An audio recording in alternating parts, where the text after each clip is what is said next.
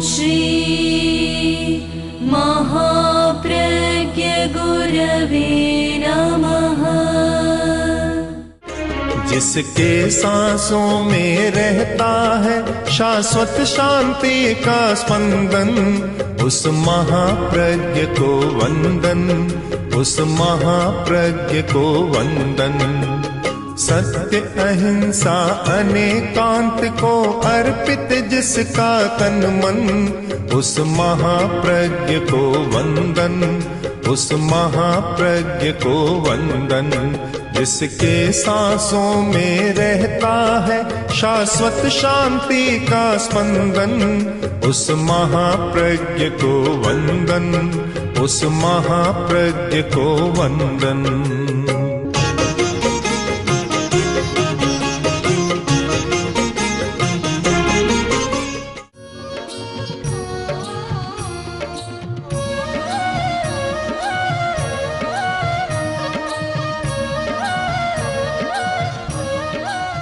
स्थानांक सूत्र में लाघव भी बतलाया गया। लाघव बात एक ही हो जाती है। हाकिम चंद प्राचीन काल की बात है। एक विद्वान आचार्य के मन में प्रश्न उठा कि क्या कोई व्यक्ति तीन लोक का स्वामी हो सकता है? सब लोग बड़े बड़े लोग हैं, कोई हिंदुस्तान का स्वामी है, राष्ट्रपति है, प्रधानमंत्री है, कोई पाकिस्तान का है, कोई लंका का है, कोई अमेरिका का है, कोई इंग्लैंड का है। अपनी अपनी सीमा है। अपनी सीमा के बाहर जाता है तो अतिथि हो सकता है, स्वामी नहीं हो सकता। और देवता है तो अपने इंद्रलोक के स्वामी है, उनमें भी सीमाएं हैं। एक सीमा का स्वामी है, सब स्वर्गों का स्वामी वह नहीं। तीन लोक का स्वामी कौन हो सकता है? ऐसा कोई नहीं। चक्रवर्ती की भी सीमा, सम्राट की सीमा, और लोकतंत्र में शासक होते उनकी भी सीमा। तीन लोक, ऊर्ध्वलोक, मध्यलोक और अधोलोक, तीन लोक का स्वामी कौन हो सकता है? यह प्रश्न उठा, चिंतन किया। चिंतन के बाद सब देखा, खूब विशाल दृष्टि से देखा। कोई व्यक्ति ऐसा नहीं मिला कि जो तीन लोक का स्वामी है। अगर आपकी दृष्टि में कोई हो तो आप भी बता सकते हैं कि वह व्यक्ति तीन लोक का स्वामी है। शायद कोई बताने में समर्थ नहीं होगा। सबके साथ सीमा है। कोई ऊंचे लोक में भी सीमा, नीचे लोक में भी सीमा और मध्य लोक में भी सीमा। तीनों लोकों का स्वामी नहीं। और अपने अपने लोक में भी सीमा है, क्षेत्र बटा हुआ है। सौधर्म स्वर्ग और ईशान स्वर्ग, सौधर्म का इंद्र और ईशान का इंद्र, सीमा है। और सीमा को लेकर झगड़ा भी होता है। जैसे यहाँ हिंदुस्तान, पाकिस्तान आदि राष्ट्रों में सीमा का झगड़ा होता है, तो उनमें भी सीमा का झगड़ा होता है। दोनों इंद्रों में, सौधर्मेंद्र और ईशानेंद्र, सीमा का झगड़ा हो जाता है। झगड़ा ही नहीं होता, लड़ाई शुरू हो जाती है। लड़ते हैं आपस में। जब लड़ाई होती है तब फिर सनत कुमार, तीसरे स्वर्ग का इंद्र, आकर कहता है कि लड़ो मत। वह दोनों को समझाता है, कहता है माँ सक्का माँ ईशाना, माँ सक्का माँ ईशाना, सक्रेंद्र लड़ो मत, ईशानेंद्र लड़ो मत, समझौता करो, सीमा का हम विभाग कर देंगे। तो वहां भी होता है। तीन लोक का स्वामी कौन बना? कहीं नहीं बना। आप भी सोचे कोई बन सकता है क्या? चिंतन कर ले। तो आचार्य को इसका अपने चिंतन से उत्तर मिल गया। जो व्यक्ति भीतर में अपनी अतीन्द्रिय चेतना के पास जाता है, उसको समाधान मिल जाता है, उत्तर प्रश्न का उत्तर मिल जाता है। उत्तर मिल गया तो उन्होंने कहा अकिंचनोहमित्यास्वे त्रैलोक्याधिपतिर्भवे। योगी गम्यमिदं प्रोक्तम रहस्यम परमात्मनः। अकिंचनो हम, मेरे पास कुछ भी नहीं है, मैं तीन लोक का स्वामी, उसका सर्वत्र अधिकार हो गया। अकिंचन हुआ, मेरे पास कुछ भी नहीं है, उसका सर्वत्र अधिकार है। इसलिए उसको देवता भी नमस्कार करते हैं, मनुष्य भी नमस्कार करते हैं, और नीचे तो है वे देव भी नमस्कार करते हैं। इसका एक व्यावहारिक रूप हमने भी अनुभव किया कि अकिंचन, इसका एक रूप आपको बताऊं। हमारी कोई मकान नहीं, घर नहीं, गुरुदेव ने यात्राएं की, भारत के बड़े भाग की यात्राएं की। हम जहां गए स्थान मिला, कहीं झोपड़ी मिली। बाड़मेर की यात्रा थी, गुरुदेव यात्रा कर रहे थे, ऐसी झोपड़ी मिली कि जहां खटमल भी है, मकोड़े भी है, कि चींटियां भी है, और रेतीला टीला है, उस पर रहे। और स्थान भी संकड़ा। रात को वर्षा आ गई तो 5-7 लोग बाहर सो रहे थे। गुरुदेव ने साधुओं को जगाया तो आधी झोपड़ी खाली कर, फिर आधी में श्रावक रहे, आधी में साधु बैठ गए। ऐसी झोपड़ियां मिली, और इतने विशाल भवन मिले कि जहां हजारों आदमी एक साथ रह सकते, ऐसे विशाल भवन भी मिले। राज्यपाल की कोठरियों में रहे, प्रधानमंत्री के साथ भी मोरारजी भाई थे, तब गुरुदेव एक दिन वहां रहे। और भी विश्वविद्यालय के मकान, कॉलेज के और संस्थाओं के बड़े बड़े विशाल भवन जो कई एकड़ों में फैले हुए हैं, 5, 10, 20 एकड़ में, ऐसे स्थान भी मिले। क्यों मिले? अगर ये हो कि पास में कुछ है, कोई नहीं देता, कोई देता नहीं कुछ भी। एक दिन हम गंगा शहर में ईश्वर चंद जी चोपड़ा के भवन में ठहरे हुए थे। मैं तो छोटा था उस समय, 22-23 वर्ष का, बहुत पुरानी बात है। हम रात को जिस कक्ष में, कमरे में सो रहे थे, सुबह उठे और ईश्वर चंद चोपड़ा उस समय के बहुत प्रसिद्ध शक्तिशाली व्यक्ति थे इस प्रदेश के। महाराजा गंगा सिंह और ईश्वर चंद दोनों का एक ऐसा प्रभावशाली व्यक्तित्व था।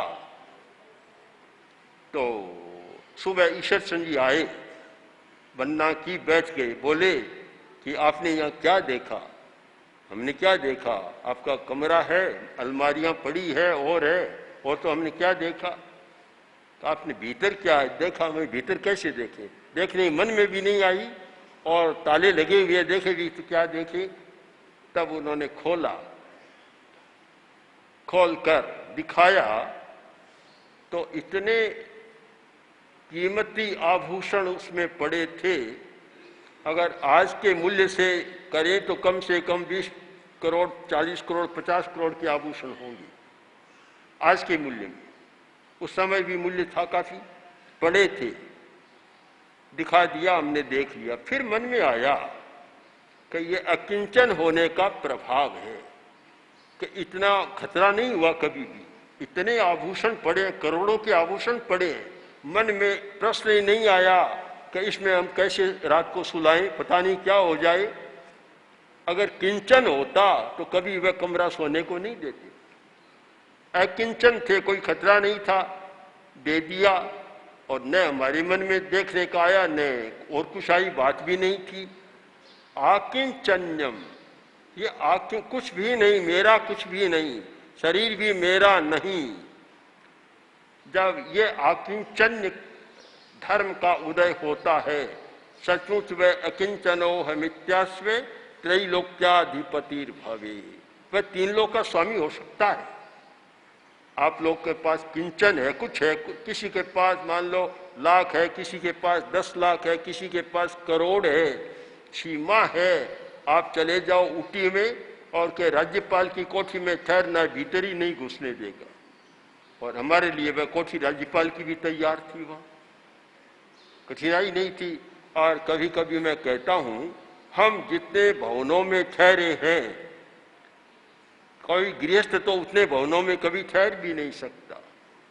और उनका मूल्यांकन किया जाए, ऐसे ऐसे एक भवन जिसका 50 करोड़ का मूल्य, जिसका 1 अरब का मूल्य, रामनाथ गोयनका का मद्रास में, उनका इतना विशाल था कि वह भवन ही होगा पता नहीं कितने कीमत का, कितनी जमीन और कितना भवन।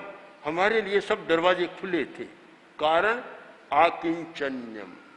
जब यह विश्वास है कुछ भी नहीं है, पास में कुछ भी नहीं रखते, कुछ भी नहीं है, शरीर भी मेरा नहीं है, वहाँ सबका विश्वास पैदा हो जाता है। तो सचमुच अच्छा समाधान मिला। अकिंचन चेतना का जागरण होता है, वह व्यक्ति सचमुच 3 लोक का स्वामी बन जाता है। 3 लोक का अधिपति वही बन सकता है, दूसरा नहीं बन सकता। कि जिसके पास कुछ है, सीमा हो जाएगी।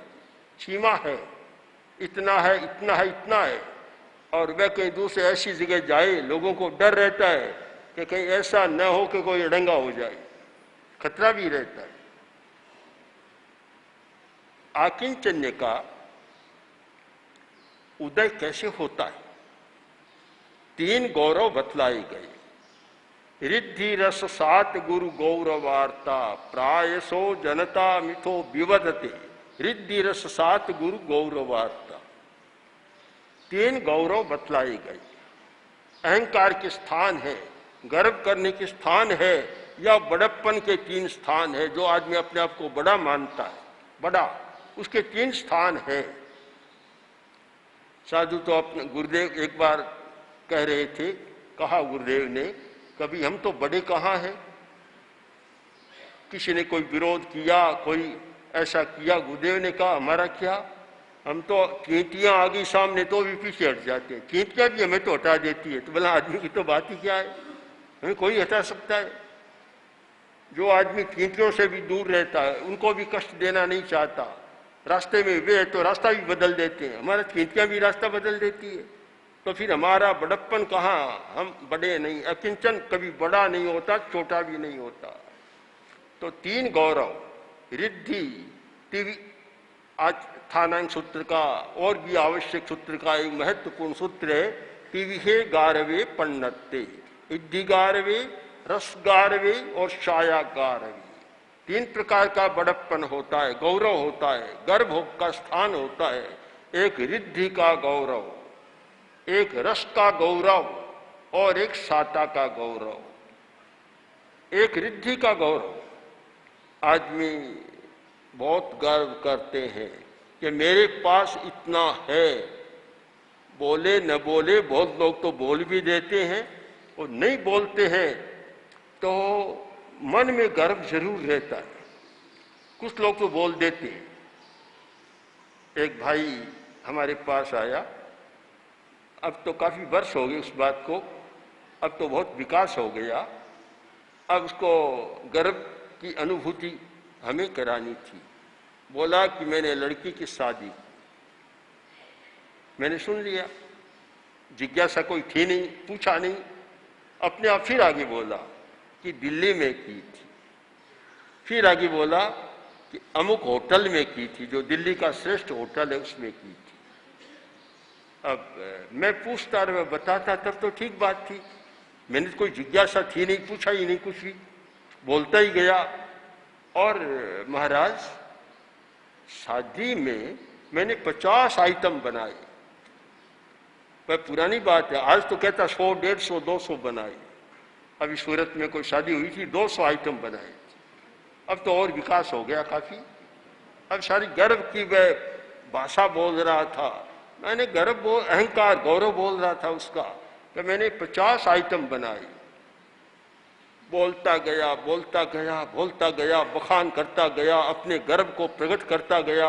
मैं सुनता रहा, मौन रहा।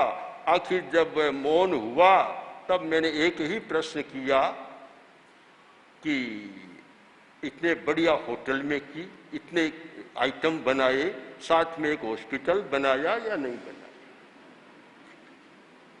एकदम मौन हो गया। क्यों? कि इतनी चीजें बनाई है तो खाने वाला बीमार तो जरूर पड़ेगा। 50 आइटम को कोई खाएगा तो बीमार तो पड़ेगा, तो साथ में हॉस्पिटल की जरूरत है। एकदम मौन हो गया। गर्व का प्रदर्शन बहुत लोग करते हैं, ऐसी गर्वीली भाषा बोलते हैं, गर्व के साथ बोलते हैं, अपने गौरव का बखान भी करते हैं। आकिंचन्य वहां गर्व नहीं होता, रिद्धि का गर्व नहीं होता। पास में पैसा ही नहीं है तो गर्व किस बात का हो? किस बात का गर्व हो जहां पैसा नहीं है? गुरुदेव वहां दिल्ली में विराज रहे थे, एक दंपति आया, बातचीत की। गुरुदेव ने कहा कि यह हमारा, बातचीत के प्रसंग आ गया कि यह हमारा आश्रम नहीं है, अध्यात्म साधना केंद्र हमारा नहीं है कुछ भी। हम तो आए हैं, आज्ञा लेकर ठहरे हैं और जाएंगे तब सौंप देंगे। उसके बाद क्या होगा वह मकान जाने, मकान के मालिक जाने, हमें कोई लेना देना नहीं है। उसको बड़ा आश्चर्य हुआ। जैसे यहाँ विदासर का बड़ा भवन है तेरापन सभा का, आए हैं, आज्ञा लेकर ठहरे हैं, जैसी चौमासा होगा, जैसे ही प्रस्थान किया और हमारे लिए तो बस फिर पता नहीं क्या होगा और क्या नहीं होगा। मकान का हमें कोई चिंता नहीं है, क्यों हमारा नहीं है कुछ भी। बड़ा आश्चर्य हुआ। खड़े हो गए, जाने लगे तो पत्नी ने 100 रुपये का नोट निकाला और गुरुदेव के पट के सामने रख दिया। गुरुदेव ने कहा, बहन जी क्या है? कि महाराज ये तो अल्प सी भेंट है। गुरुदेव ने कहा, इतने से क्या होगा? इतने से क्या होगा? कि महाराज इस बार आऊंगी तब ज्यादा लेकर आऊंगी, अभी तो मुझे पता नहीं था, इस बार आऊंगी तब ज्यादा लेकर आऊंगी। तब गुरुदेव ने समझाया, आप ज्यादा कम नहीं, हम तो लेते ही नहीं है, पैसा नहीं लेते। यहां तक तो ठीक थी। अब जो महिला बोली उस पर ध्यान देने का है। तो आप साधु हो, पैसा नहीं लेते हो? इतना आश्चर्य हुआ। यह मान लिया कि साधु है, वह तो भेंट लेता ही है पैसे की। वह बोली कि आप साधु है और पैसा नहीं लेते। हमें भी आश्चर्य हुआ कि साधुओं के साथ भी ये जुड़ गया कि वह साधु ही क्या जो पैसा स्वीकार न करे, जो भेंट स्वीकार न करे। तब गुरुदेव ने उत्तर दिया, अकिंचनो हम, मैं तो अकिंचन हूं, पैसा रखूं कहाँ? कहाँ रखूं? न मेरे पास कोई अलमारी है, न मेरे पास कोई मकान है, न ताला है, न चाबी है, कुछ भी नहीं। पैसा आखिर रखूं कहाँ? पहले रखने का स्थान हो तो बताओ। उनको इतना आश्चर्य हुआ। जहाँ अकिंचनता है वह सारा नहीं होता। रिद्धि नहीं तो गर्व किस बात का होगा? दूसरी बात है गर्व का स्थान रस। रस यानी आदमी भोजन का भी बड़ा गर्व करता है, भोजन का। और शायद